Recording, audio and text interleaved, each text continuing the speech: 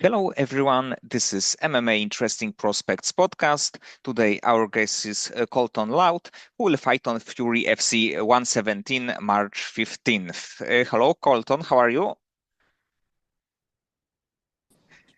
And you will be back in the cage after actually a quite long break. It will be a Fury FC fight against, I think that overall a really solid opponent. So if you can tell me how happy are you that you are back in the cage against a really tough opponent? Man, I'm excited. Like you said, it's been a minute since I fought. But I've been training this whole time. Like I haven't stopped training. Um, I'm ready for it, man. I'm ready for whoever they put in front of me, and I'm gonna finish whoever they put in front of me. And what do you think about Martos? Because right now he's on the fourth fight winning streak. Actually, he's got a couple of really good wins, got some momentum. So what do you think about him? I think he's the perfect opponent to beat to get me to where I want to be. I like his style. He's gonna try to pressure. He's gonna come forward, and I welcome that. I think he's a tough guy, but I think I'm better. I don't think he's fought anyone like me that has the weapons like me. I'm dangerous everywhere the fight goes. Dangerous in the clinch. I'm dangerous going forward. I'm dangerous moving backwards. I'm dangerous on the ground. I'm dangerous off my back. I just don't think he's fought anyone that gives the danger that I give everywhere the fight goes. You definitely have this kind of experience, both like amateur, also on, of course, on in the pro level. You were a peak fighting champion, so definitely you have this kind of experience. But about your break that you had, it's over a year. So if you can tell me what was the reason behind it? Man, just life, man. I had a couple injuries we had to take care of. I moved states, moved gyms. Just life. But like I said, I've been training. I've been preparing for this moment since I was a little kid. I've been training. I'm ready for this guy. Like I said, I'm ready. I'm ready for this. And actually, of course, you were like really good prospects on the amateur level, but of course, when you went pro, you won a few really big fights, including like Devon Jackson, which I think that is like a super big win. And actually, I saw that you made your like amateur debut on Fury, so you are back after a few years. Yeah, it feels good. My win over him speaks a lot. That's what I was saying. I don't think Martos has fought someone like me, and it's kind of hard to imagine the danger that I bring. I got knockout power in both my hands. I got knockouts with my knees. Um, yeah, I mean, I've fought the best as an amateur, and I fought really good pros too. And I believe I fought the better competition. I got better experience, and I'm ready to make a statement. And I think that overall you are quite big for the flyweight division. You are of course a tall fighter. And about your like weight cut and overall making weight, is it any like issue for you? I've never missed weight at 25, but like you said, I'm a big flyweight, so I mean it's not easy, but I've never missed it, and I feel home at 125. And do you think that maybe in like few years you will think about like going to bantamweight? I'm taking it one fight at a time, but I fought at 135 as a pro before. My pro debut was at 135, so I have a knockout at 135 and 125. As an amateur, I fought at 145 as well and got a knockout there as well. So my power is in three weight classes. I'm able to knock people out at 25, 35, and 45. And when you fought at Fury, of course, you won like a few against few really good opponents. You were a champion there, and then you lost the title. And actually, I thought that it was quite a big like upset because of course your opponent was quite also like tricky fighter. But after Mhm. this fight, what kind of lesson did you took from that? Not to go in a fight injured with no training. I went into that. So a little background on that one. Not many people know, but 8 weeks before the fight, I got a concussion. I didn't get knocked out or anything. I was just messing around and sparring, and you know, got a concussion in that. and I couldn't train. I mean, I did a little bit of pads and stuff, but I had to recover from the concussion. And then right when I was able to spar again, I broke a bone in my foot, and so there goes my sparring. So I was just, hitting pads once a day pretty much, babying the foot. And then fight week I got sick and it really didn't get any better. And fight day I was sick still, but that's how much I believe in myself. I had all these trials and tribulations and I still chose to fight that night. And I learned from that. I still believe in myself, and I think the loss was a fluke. I think I beat that guy 9 out of 10 times, and yeah, man, I just shit happens when you're fighting, and this isn't like boxing to where it's like you can pad your record, and there's just so much danger when it comes to MMA fights, and you got to make sure you're locked in. And I wasn't very locked in on that one, and I own that. Like that one's on me, but I truly feel like I slipped on a banana peel on that one because it's not like I got ran over or he dropped me or he was beating me up. I was winning that fight, with no training, and I had to cut weight at to 25. And so, yeah, it's just a lesson learned. And I'm ready to make a statement. But also, I think that it's important how the fighter deal with the loss. And in the end, you went back to the cage, you won your next fights. Like you mentioned, it's not a boxing. You can lose a fight, and it's like not the end of the world. So in the end, you actually started your new winning streak. Yeah. So, like, if you look, I got subbed out, and then I did the same thing to the next guy I fought because I wanted to show people that it was a fluke. I submitted the guy with the same exact submission that I got caught in to show people like I can grapple too. Yes, and actually you are like the kind of a finisher because you finished all of your wins. So it's I think this is also important that you are definitely not the fan of going full distance. No, we don't get paid by the rounds. I'm trying to get in and get out. I train too hard to go in there and try to win on points, and I don't know. I got a chip on my shoulder and a fire lit, and I'm ready to let them go when I step in there. And if you can tell me how your overall journey with combat sports started. So did you have any kind of like wrestling or traditional martial arts experience?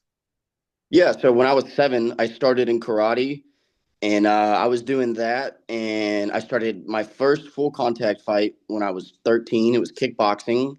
Kickboxed for a few years.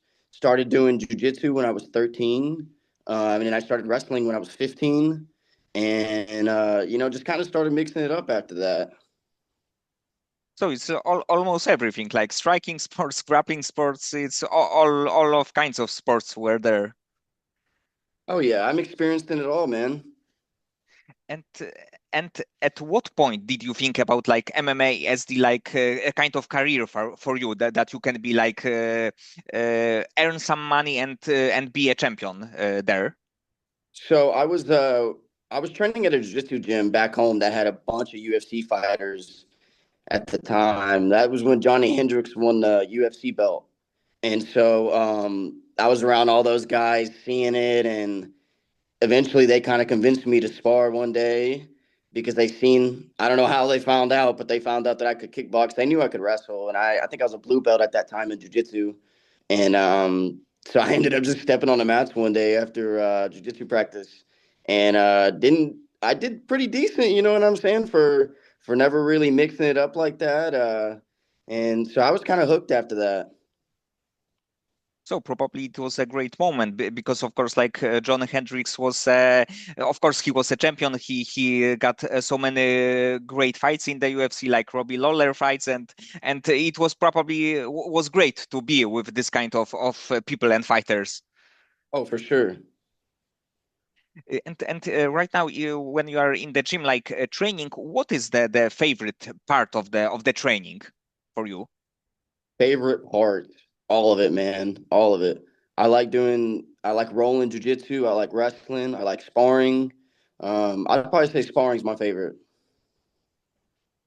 And the part that you really don't like. So maybe you know that you definitely need it, but maybe you are not like a super fan of, or is it like a little bit harder for you? Cutting weight. That's my least favorite part. And usually, how much of the like pounds do you cut? You're A gonna lot, think right? I'm crazy, but I was 163 when I found out about this fight. Oh yes, so definitely a lot. But also I think that this is like when you cut this much of the weight, it's like kind of art in it because you have to do it right. Because if you're not only losing fights, but you definitely losing your health. So if you can do it Yeah. correctly, you win in some like meaning. Yeah, for sure. And honestly, that was just me like eating whatever I wanted and you know, and I was still training, but I was just eating whatever I wanted. And so when I get my diet locked down and I'm doing everything I'm supposed to, the weight comes off pretty easy. It's not that hard. And if you can tell me right now about like the gym that you are currently at, and maybe do you have the fighters like you, the prospects on the amateur or the pro level? Yeah, I'm in Omaha, Nebraska right now at Skywalker 101. Danny Molina is my coach. Got a bunch of guys coming out of here. The biggest guy coming out of here is Anthony Smith. I got a bunch of training partners my size. They're all dogs. Got a bunch of all American wrestlers, some strikers, bare knuckle guys. Got some good jiu-jitsu partners.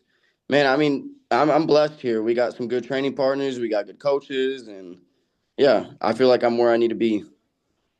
So you moved, right?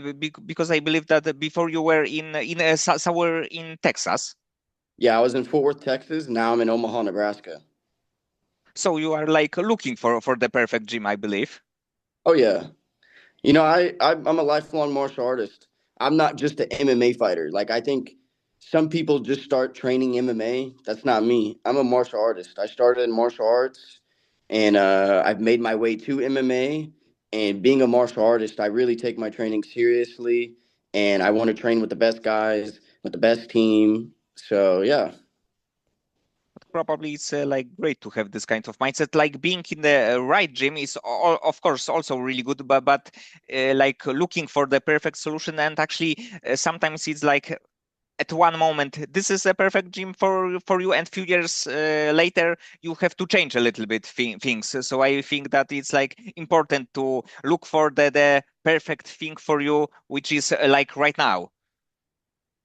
Oh yeah, for sure. I mean, I don't know. I'm taking it one fight at a time. I'm chilling here, and I don't know, one fight at a time. We'll see what happens. And are you a fan of like watching UFC, especially the flyweight division? Yeah, man. I watched the fights last night, and there's three Fury guys in the UFC right now that I would love to fight. One of them is Joshua Van. He lost to a guy that I knocked out. That's one of his only losses. He's got two losses, one in the UFC, one to the guy that I beat. And then you got Emmanuel Rodriguez, and then you have Edgar Chairez. Um, I'd fight any of those guys.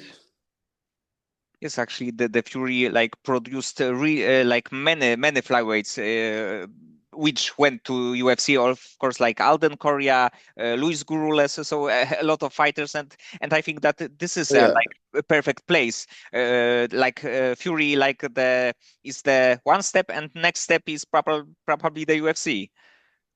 oh yeah. I'm looking, like I said, I'm looking to make a statement here. I don't get paid by the rounds. I'm looking to come in and put this guy's lights out, whatever it takes.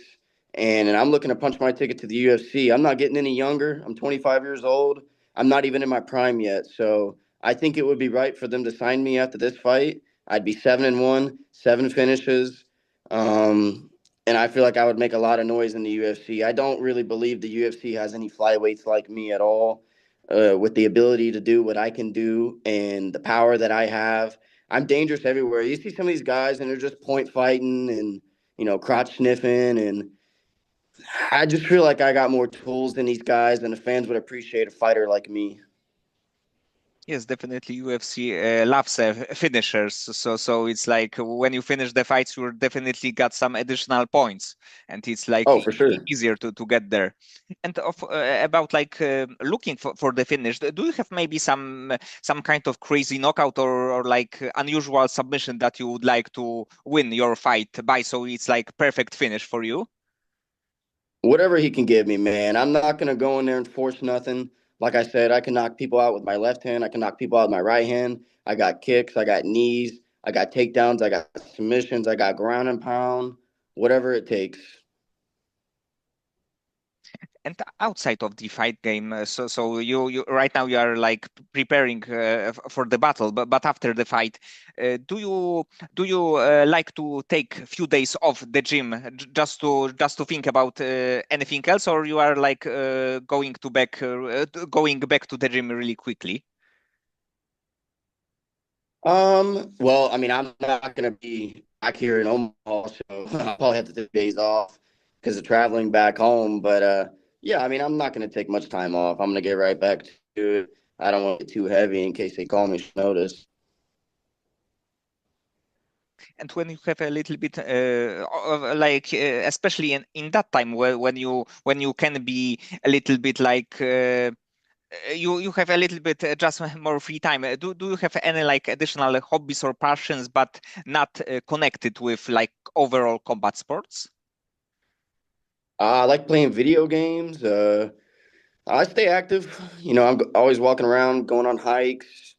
I like playing video games. And before the fight, so few days to the fight, do you also like to play games like to not think about the fight? Yeah, man. But I'm honestly like I'm the type of fighter that I'm always thinking about it. I don't like shy away from the nervous feelings or anything. I welcome it. So I'm always thinking about the fight, always. So even when I'm sleeping, I'm having dreams of knocking this guy out or pounding his face in on the ground. Not a second goes by. I'm not thinking about it. So you have this kind of like good stress, good nerves, right? That you know that you are preparing yourself for the fight, but it's not like you are just like prepare well, right, for the fight. Oh, I'm prepared. Okay, Colton. So many thanks for the time and for conversation. Of course, I think that you are one of the like flyweights to watch right now on the regional scene, and of course, I hope that with a win against really good opponent, your like way to the UFC would not be like super long. You will get there quickly. I don't think it'll be super long, man. They got guys in the UFC at my weight with lower records than me, especially if I go out there and make a statement against this guy, make quick work. I'm taking it one fight at a time. I'm not overlooking this guy at all. I'm taking him very serious, but I do believe that my time is coming. Okay, so thank you for the conversation. Yes, sir.